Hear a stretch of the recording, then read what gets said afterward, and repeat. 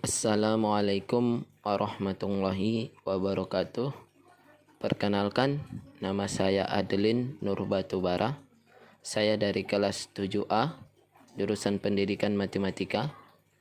NPM saya yaitu 17 111 4029. Mata kuliah yang saya presentasikan ini yaitu mata kuliah persamaan diferensial.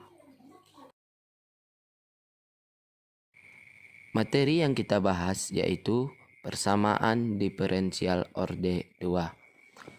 Berikut beberapa kasus dalam persamaan diferensial orde 2. Pertama, d kuadrat y per dx kuadrat sama dengan fx. Carilah solusi dari persamaan diferensial berikut. D kuadrat y per dx kuadrat sama dengan 4x pangkat 3 ditambah 3x kuadrat ditambah x. Sebelum menjawab pertanyaan ini, kita terlebih dahulu memahami dari d kuadrat y per dx kuadrat. Apa maksud dari d kuadrat y per dx kuadrat tersebut? Jadi, maksud dari d kuadrat y per dx kuadrat adalah integral kedua dari fungsi x. Oke, lanjut.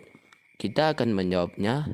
Pertama, jawab dy per dx sama dengan integral 4x pangkat 3 ditambah 3x kuadrat ditambah x dx.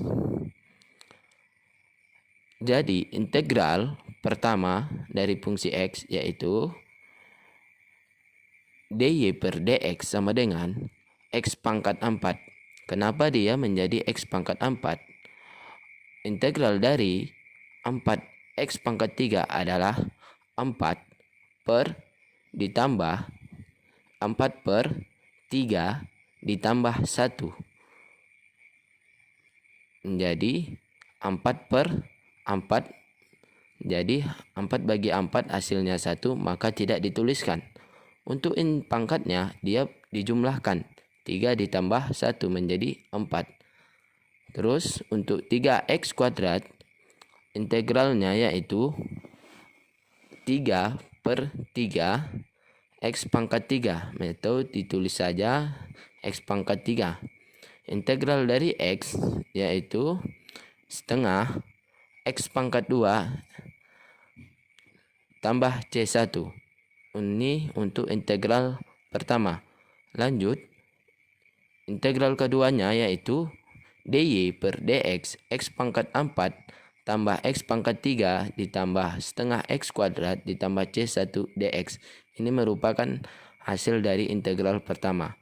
Jadi untuk integral keduanya yaitu hasilnya dy per dx sama dengan 1/5 x pangkat 5 ditambah 1/4 x pangkat 4 ditambah 1/6 x pangkat 3 ditambah C1x ditambah C2.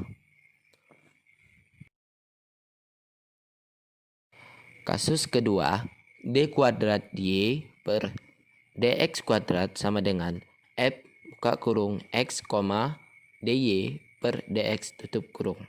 Contohnya, x kali d kuadrat y per dx kuadrat ditambah dy per dx ditambah x sama dengan 0.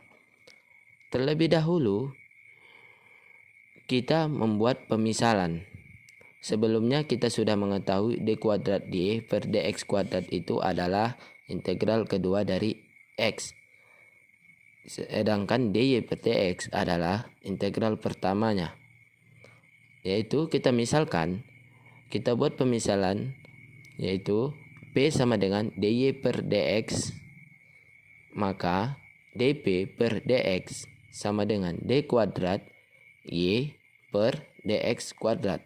Ini kita buat menjadi persamaan pertama. Apabila persamaan pertama dimasukkan ke soal, maka x kali dp per dx.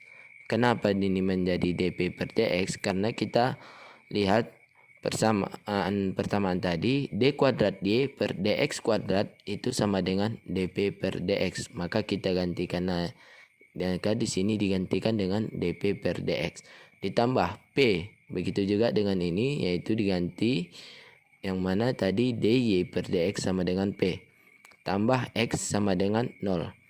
Untuk persamaan keduanya kita buat dp per dx ditambah p sama dengan min x. Sampai kenapa dia menjadi min x? Karena perpindahan tempat dari sisi kiri menjadi sisi kanan ke sisi kanan, yang sisi kirinya bernilai positif berpindah ke sisi kanan menjadi bernilai negatif. Kita ingat rumus, yang mana rumus d buka kurung x, p tutup kurung per dx sama dengan x kali dp per dx tambah p kali dx per dx.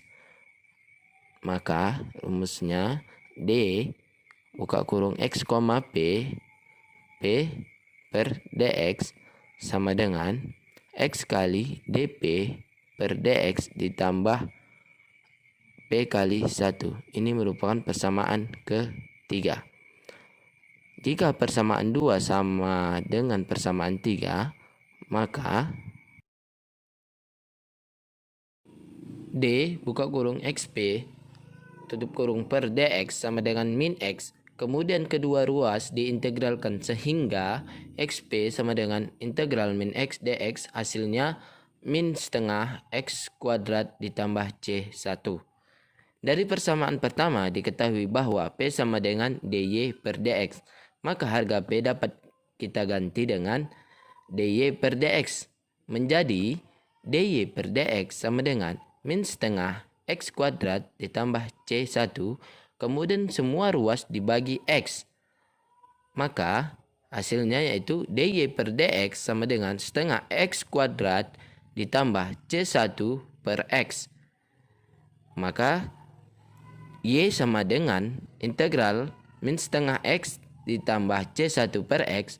Hasilnya yaitu min seperempat x kuadrat ditambah c1 kali ln x ditambah c2.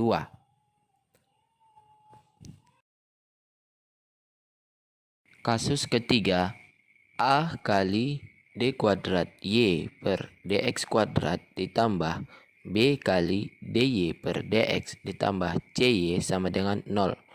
Persamaan ini disebut dengan persamaan diferensial linear homogen. Misalkan d kuadrat y per dx kuadrat sama dengan m kuadrat, dy per dx sama dengan m, dan y sama dengan 1, sehingga persamaan menjadi a m kuadrat ditambah bm ditambah c sama dengan 0.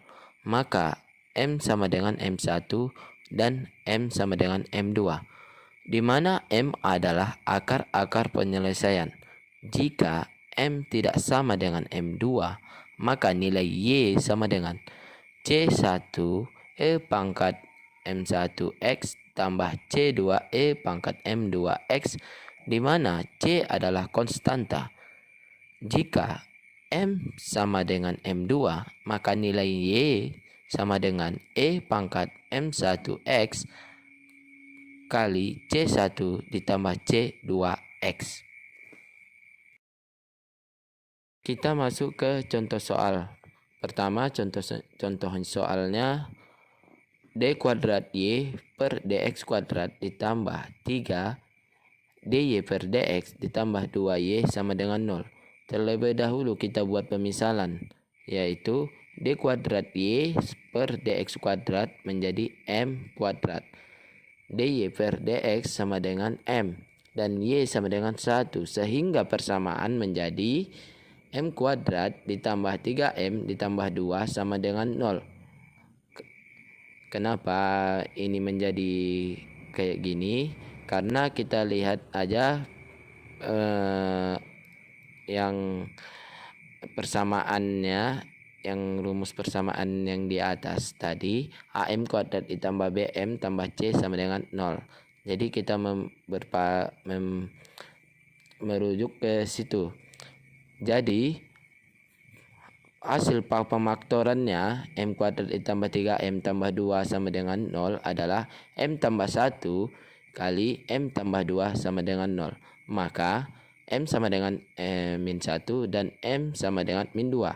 Karena M1 tidak sama dengan min 2, jadi solusinya Y sama dengan C1 E pangkat min X ditambah C2 E pangkat min 2X.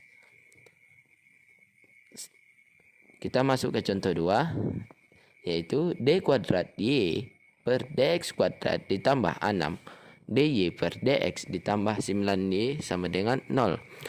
Kita buat dulu pemisalannya, yaitu D kuadrat Y per DX kuadrat sama dengan M kuadrat. DY per DX menjadi M dan Y sama dengan 1. Jadi kita masuk ke persamaan yang tadi, rumus persamaan tadi, yaitu kita masukkan menjadi M kuadrat ditambah 6M ditambah 9 sama dengan 0. Hasil pemaktorannya yaitu M ditambah 3 sama dengan 0. M sama dengan M1 sama M sama dengan min 3, di mana M1 sama dengan min 2. Maka solusinya yaitu Y sama dengan E pangkat min 3X kali C1 ditambah C2X.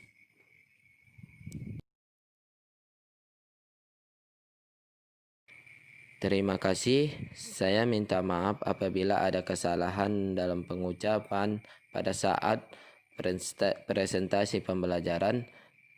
Saya minta maaf. Saya akhiri. Wassalamualaikum warahmatullahi wabarakatuh.